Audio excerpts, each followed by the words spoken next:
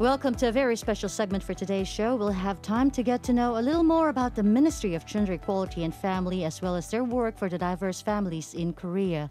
The ministry we know of as MOJEF is a cabinet-level division of the government of South Korea. It is also the host ministry for multicultural family policies in the country.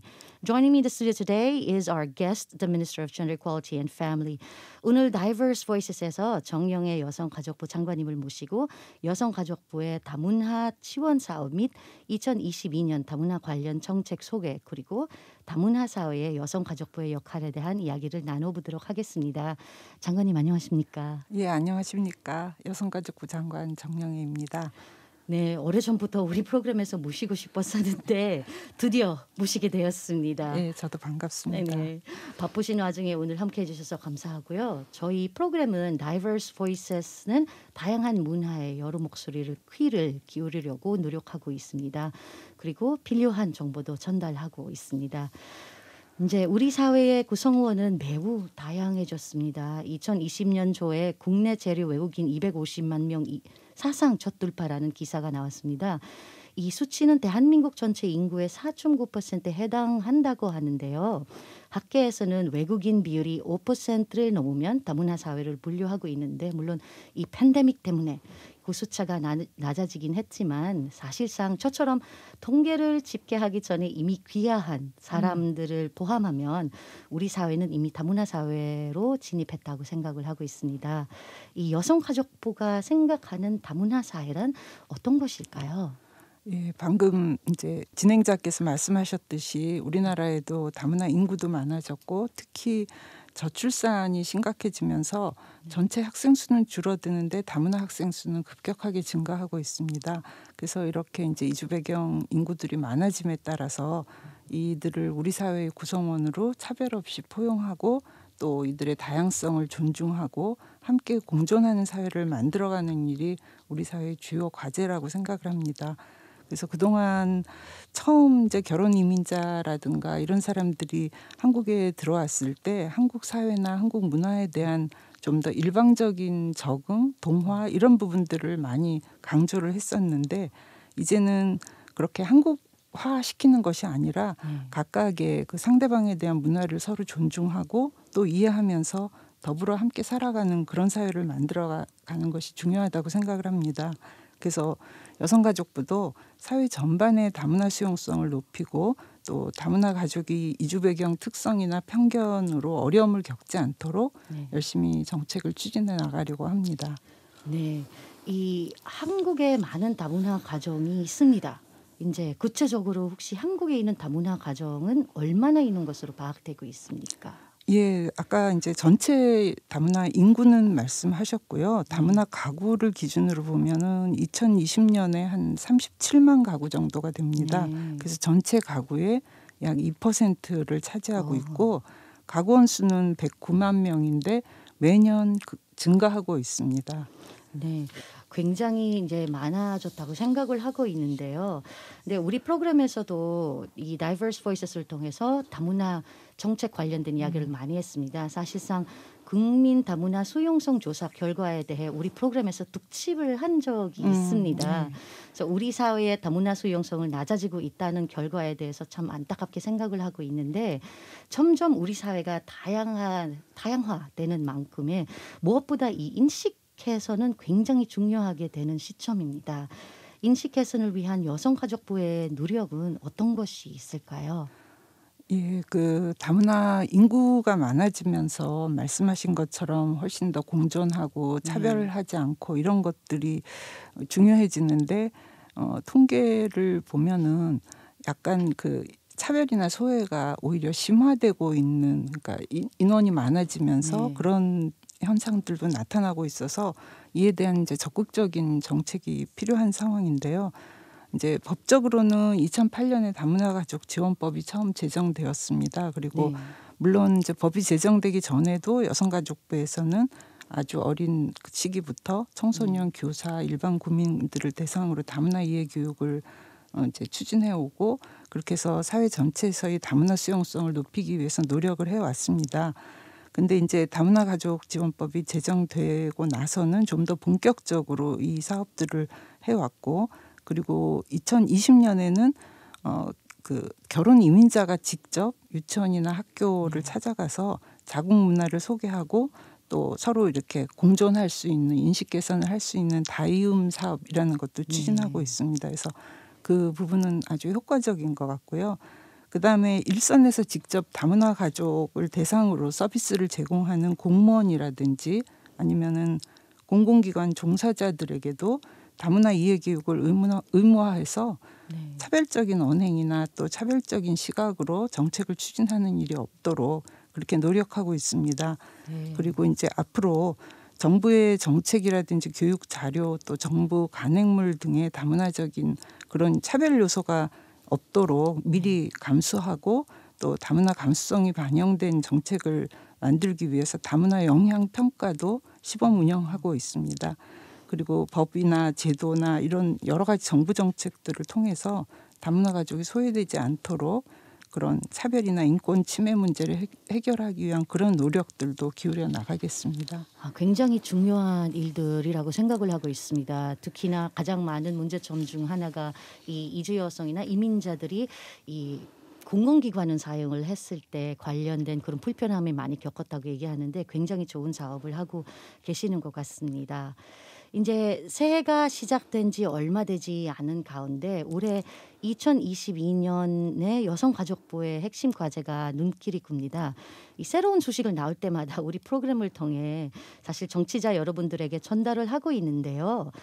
다문화 가정에 대한 정책 중 구체적으로 다문화 가정 자녀에 대한 정책을 많이 다루게 되는 것 같습니다. 그래서 다문화 자녀 정책에 집중하시게 된 계기가 있으십니까? 예, 앞서 말씀드렸던 것처럼 다문화 인구도 늘지만 특별하게 그 학령 인구가 급격하게 증가하고 있습니다. 그래서 지난 10년 동안에 초등학교, 중학교, 고등학교에 재학하는 전체 학생 수는 20% 이상 감소를 했습니다. 그런데 다문화 학생 수는 240%가 증가를 해서 그 학령 인구 중에서 다문화 학생의 비율이 급격하게 증가하고 있고요. 또 이제 그동안 이제 다문화 자녀들은 학교 공부나 또래 관계들에 대해서 여러 가지 어려움을 얘기했었는데 실제로 학교 내에서도 이제 한국어가 좀 부족하다든지 외모가 좀 다르다든가 이런 것으로 인한 교사들이 차별 대우를 한다든가 이런 여러 가지 이유에 의해서 학교에 부적응하는 이런 문제들도 겪고 있고 결과적으로 그 일반 국민들 속에서의 고등교육 취약 비율하고 다문화 가족 자녀의 고등교육 취약 비율을 비교해 보면은 거의 20%포인트 정도 차이가 납니다. 그래서 결국 한국 사회에서 잘 적응하기 위해서는 고등교육을 이수해야 그 다음에 좋은 직장을 가지고 이제 생활을 할 수 있는데 그런 면에서 다문화 가족 정책이 과거에 미취학이나 중도 입국 자녀 중심으로 이루어져 있던 것에 비해서 이제 학령기 자녀들이 제대로 교육을 받고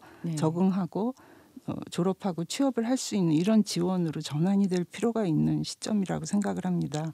그래서 실제 건강가정지원센터나 이런 데서 이제 결혼 이민자들을 많이 만나게 되는데 이분들도 가장 우려하시는 부분들이 자녀들이 진로를 어떻게 정할 것인지 또 진학을 잘할 수 있을지 이런 걱정도 많이 하고 계시고 또 이제 아무래도 이제 교육제도나 이런 것들이 본국에 있었을 때 이 상황하고 다르기 때문에 정보를 잘 모르겠다.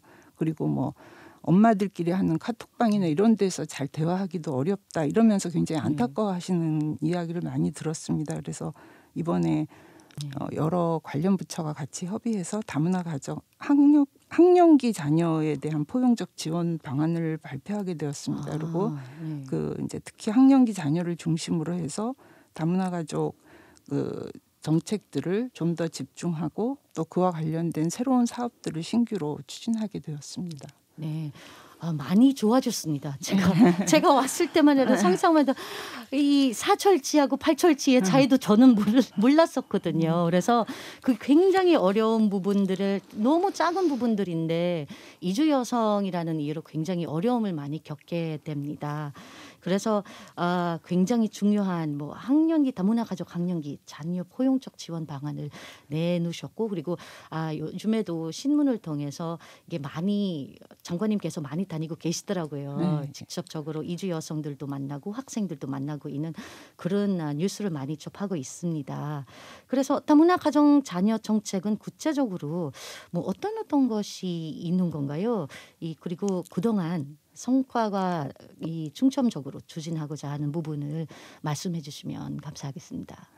예. 뭐 다 자세히 말씀드리기는 어렵고 중요한 것 중심으로 말씀을 드리자면은 네. 기본적으로 2008년에 다문화 가족 지원법이 제정되었다고 말씀드렸잖아요. 그러고 네. 나서 2009년에 다문화 가족 정책 위원회가 구성되고 그 뜻은 여가부를 중심으로 하지만 관련되는 다른 부서들이 이제 다문화 정책들을 함께 논의하고 해결해 나가게 되는 거죠. 그리고 또 이제 이 서비스를 하기 위한 이제 가족센터라든지 다문화 가족 지원센터라든가 이런 그 정책 추진 기반도 마련하고 지자체에도 관련 부서를 지정하게 되고 그런 이제 노력과 함께 실제 주요하게 했던 그 정책들은 다문화 가족 자녀가 건강하게 성장할 수 있도록 이제 직접 찾아오기가 어려운 경우가 많으니까 맞습니다. 가정 방문을 해서 자녀 생활 지도를 한다든지 부모 교육이나 한국어 교육 또 자녀의 언어 발달 지원 등도 하고 또 이중언어 가족 환경 조성 사업도 추진했습니다. 그리고 중도 입국 자녀들의 경우에는 원활하게 이제 공교육에 진입할 수 있도록 입학 절차도 개선하고 또 레인보우 스쿨이라고 이제 그 중도 입국 자녀들을 위한 그런 프로그램들이 있는데 거기에서 한국어 교육이라든지 진로 지도 등과 같은 맞춤형 교육도 지원했습니다. 그럼에도 불구하고 앞서 말씀드렸던 것처럼 이제 학령기 자녀들이 급격하게 증가하고 학교 생활을 하면서 이제 부모의 이주 배경이라든지 이런 이유로 여러 어려움을 겪고 있어서 초, 중, 고 학령기 다문화 아동 청소년에 초점을 맞춰서 이제 새로 추진한 그 정책들을 몇 가지 소개드리면 다문화 아동 청소년이 겪는 학력 격차를 해소하고 또 사회 진출을 위한 진로 지도를 하기 위해서 올해부터 전국 이제 78개 가족센터에서 먼저 시작을 합니다. 그래서 청소년 전문 상담사를 채용해서 이 상담사들이 청소년들에게 학업이라든가 진로에 대한 의지를 높이고 스스로 학업 방향을 설계할 수 있도록 심리 상담도 진행하고 진로 취업 컨설팅도 제공하려고 합니다. 그래서 뭐 그 다문화 가족 어머니들이 이 컨설팅을 해주는 형이나 누나들에 대해서 굉장히 이렇게 의지하고 도움을 많이 받는다고 하시더라고요. 거의 멘토 역할을 하는 거네요. 그렇죠. 그리고 이제 어머니들도 그 한국 어머니도 잘 모르는 것들을 이제 그 컨설팅하는 조금 선배가 되는 사람들은 훨씬 더 최근 상황을 잘 알고 있기 때문에 맞습니다. 그 동생들한테 많은 의지도 되고 정보도 제공해주고 또 이런 이제 여러 그 미래에 대한 설계도 할 수 있게 해주고 그렇게 되는 것 같아요. 그래서 그런 사업도 있고 그 다음에 또 학교나 지역 사회에서 다문화 수용성을 높이고 또 다문화 학생들에 대해서 여러 가지 또 뭐 왕따라든지 학교 폭력이라든지 이런 게 일어나지 않도록 교육부 이건 이제 학교 안의 상황이기 때문에 교육부나 교육청하고 적극적으로 협력해서 이게 함께 다 잘 지낼 수 있는 이런 사회가 되고 학교가 될 수 있도록 또 정책을 추진하도록 할 것입니다. 네. 저도 지금 23살하고 27살짜리 아이가 있거든요. 근데 아무런 이룬 도움이 하나도 없었거든요. 옛날에. 그래서 지금 보면서 저도 장관님 말씀을 들으면서 깜짝깜짝 이런 것도 있구나. 이런 것도 생겼구나라는 그런 생각도 하고 있습니다.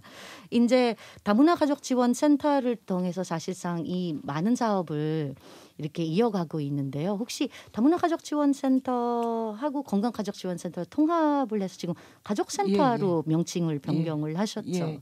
네. 왜 저도 개인적으로 사실 통합이 필요성은 옛날부터 생각을 하고 있습니다. 이 현장에는 그래도 이 다문화 가족이라는 이름이 없어지면은 많이 걱정들 하시는데 뭐 어떻게 생각하십니까? 다문화 가족 지원 센터라는 이름이 살아 있으면 훨씬 더 다문화 정책의 접근성도 높아질 수 있고 거기에 오는 사람들이 또 굉장히 거기에 그 도움을 받는 데 있어서 편리한 부분도 있겠지만 네. 지금 그 조직이 없어지는 것이 아니라 이제 기존의 건강가정지원센터하고 이분화되어 있던 것을 합쳐서 통합적으로 센터를 운영하고 훨씬 네. 더 시설이라든가 여러 면에서 많은 기회를 제공할 수 있는 것이기 때문에 또 다문화 가족 지원센터에 왔던 어머니들이 기존에 이제 그 건강가정 지원센터에서 예. 했던 프로그램들도 같이 이용하실 수도 있고 가족센터 새로 이제 개소된 데 가서 보면은 훨씬 더 많은 다양한 프로그램들이 진행되고 있어서 특별히 불편하시지는 않을 것 같습니다. 그리고 사실 건강가정지원센터라는 이름도 이제 맨 처음에 건강가정이라는 것이 건강가정기본법 때문에 네. 그런 센터가 맞습니다. 만들어졌지만 네. 이제는 그게 한 20년 정도 지났는데 우리가 가족 구성이나 가족 형태가 굉장히 다양화되는데 어떤 건 건강가정이고 아니면 건강가정이라는 기존의 사회적 그렇죠. 통념에 맞추기 위해서 뭐 어떤 걸 유도하는 정책을 하는 시기는 지났다고 생각돼서 네. 건가센터의 이름의 변화도 필요하고 또 다문화 가족도 다양한 가족 지원 서비스를 같이 받을 수 있고 이런 취지로 이제 네. 가족센터로 이제 합쳐서 예. 그것들을 확대하는 거라고 생각하시면 될 것 같습니다. 저는 굉장히 좋은 생각이라고 생각을 합니다. 그때 당시에도 굉장히 반대하시는 분이 굉장히 많았었는데 제가 통합되어야 된다는 그 이유 중 하나가 어차피 우리 사회를 함께 가야 하기 때문에 이 센터도 나누어서 분리를 해서 하는 것이 아니라 함께 이게 조금 더 서로를 만날 수 있는 그 기회를 더 넓어지면 더 많아지면 더 좋을 거라고 생각을 하고 있습니다. 그 지역별로 이제 네. 다문화 인구가 많은 지역은 그 네. 프로그램들을 좀 더 확대해서 하고 그렇죠. 또 다문화 인구가 거의 없는 지역은 이제 뭐 그 부분은 최소화하고 네. 이렇게 하면서 융통성 있게 네. 진행을 하게 될 것 예. 같습니다. 예. 굉장히 좋습니다. 저도 가족센터를 한번 방문을 하고 싶습니다. 네. 아까 말씀을 하셨던 게 사실상 무무교육하고 한국어 교육을 위해 사실 이 대면으로 수업을 하는 경우가 굉장히 많잖아요. 예. 이 사실상 언어 소통 문제 때문에 대면으로 이루어지는 사업이 굉장히 많이 갖고 있을 거라고 생각을 하고 있습니다. 근데 이 코로나19 이후로 대면으로 하는 것이 굉장히 많이 어려워졌었는데 어떻게 진행을 하고 계시나요? 예, 여러 가지로 이제 해결을 하려고 노력하고 있는데요. 일단 이제 행사성 프로그램들은 많이 축소되었습니다. 네. 많은 사람이 모이기가 어려워서 그리고 이제 뭐 한국어 교육이라든지 다문화 이해 교육이라든지 자조 모임이라든지 이런 많은 프로그램들도 비대면 사업으로 돌리고 이제 사업은 그대로 유지하지만 네. 그 사업들을 직접 대면에서 하지 않는 것으로 하고 아. 또 이제 현지에 가보게 되면 교사들이 학생들을 직접 지도하는 대신에 굉장히 비대면이어도 실제 만나서 하는 것처럼 할 수 있는 프로그램들을 또 굉장히 열심히 뭐 메타버스 상에서 뭐 어떤 소통을 네. 하는 것처럼 만든다든지 네. 그런 또 비대면이어도 그냥 이렇게 딱딱하게 거리를 두고 형식적으로 하지 않고 굉장히 네. 고민들을 하고 있더라고요. 근데 그럼에도 불구하고 대면보다는 좀 뭐 여러 가지 한계는 있겠죠. 그렇죠. 그래서 이제 꼭 지원을 하거나 소통이 필요한 이런 프로그램들은 이제 좀 규모를 줄여서 방역 수칙을 준수하면서 대면으로 진행하고 있습니다. 근데 전체적으로 비대면 뭐 사업이 늘어난 건 어쩔 수가 없는 거죠. 그렇죠. 이제 이 코로나19 상황에 오면서 사실상 굉장히 결혼 이민자들 같은 경우는 굉장히 많은 어려움을 겪고 있는데 그거에 대해서 결혼 이민자를 위한 뭐 지원금 받는 것도 굉장히 많이 어렵게 생각을 하고 있습니다. 예. 거기에 대해서 혹시 여가부가 어떤 역할을 하셨는지. 사실 이제 그 문화나 국적이나 언어나 이런 것들이 다르기 때문에 이제 네. 저희들이 이제 확인하는 한도 내에서 그 네. 다문화 가족이 정책에서 소외되지 않도록 특별히 노력하고 있는데 예를 들면 재난지원금 지급하는 경우에도 이제 주민등록 번호가 부여되지 않는 외국 국적 결혼 네. 이민자 같은 경우에는 지급 대상에서 제외되기 때문에 이제 맞습니다. 지자체하고 노력해서 이분들이 주민등록 번호는 없지만 어쨌든 한국에서 거주하고 계시고 또 결혼하신 분들이고 이런 분들이어서 포함될 수 있게도 했고 네. 또 이제 온라인 계약을 하니까 다문화 가족의 초등학생 자녀들 같은 경우에는 굉장히 원격 학습에 익숙하지가 않잖아요. 맞습니다. 아니면 또 여러 가지 기기들이나 이런 그런 것들을 문제점도 어머니가 있죠. 예. 다루도록 또 이렇게 훈련시켜주기 어려운 가족도 많고 그래서 네. 그런 경우에는 이제 방문교육 지도사를 통해서 원격 어. 학습에 적응할 수 있도록 지원도 하고 해왔습니다. 이제 이 말씀을 안 드릴 수가 없었어요. 이제 곧 대선도 다가오면서 이 여성가족부의 존재 이유와 이 명분에 관한 이야기들이 이슈화가 되고 있습니다. 자, 이 부분에 대한 의견 한마디 부탁드리겠습니다. 예, 피하고 싶은 질문인데 예, 여성가족부가 만들어진 지 한 20여 년 네. 정도 됐습니다. 근데 이제 아시는 분들은 잘 아시겠지만 출발이 이제 성평등 가치를 실현하는 것이 맞습니다. 중요한 목적이고 또 하나 성평등 가치를 실현하기 위해서는 이 우리 사회가 보다 더 포용적이고 그리고 이렇게 분열이 아니라 뭐 네. 대립적인 관계가 아니라 서로 통합하고 함께 가는 것이 가장 중요한 가치가 되어야지 된다고 생각합니다. 맞습니다. 그런 이제 포용과 통합 또는 평등 이런 가치들이 우리 사회가 정말 진정한 선진 사회가 되고 지속 가능한 미래와 희망으로 이제 우리를 안내하는 그런 것이라고 생각을 하는데 오늘 주로 말씀드렸던 이제 다문화 가족 또는 학령기 다문화 가족 포용적 지원 방안도 마찬가지로 이런 다문화 수용성도 높이지만 우리가 추진해 왔던 포용과 통합 그리고 함께 가는 사회로의 그 방향에 있어서 같은 입장을 가지는 정책이라고 생각하고요. 그래서 여성가족부의 다른 정책과 함께 이런 이제 다문화 정책도 진정한 선진 사회로 갈 수 있는 중요한 노력의 하나라고 생각을 합니다.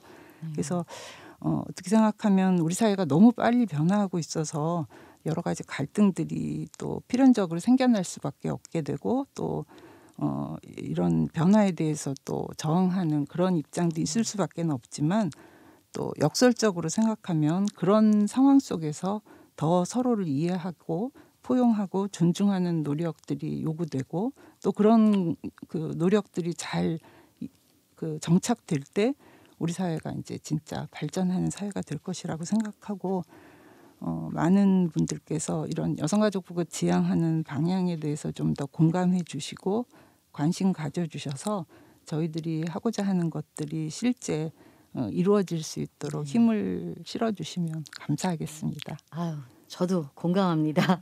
저희도 우리 사회의 다양한 구성원을 위한 정책 변화에 대한 관심을 여기 Diverse Voices에서 더 높일 수 있게 여가부와 함께 하겠습니다.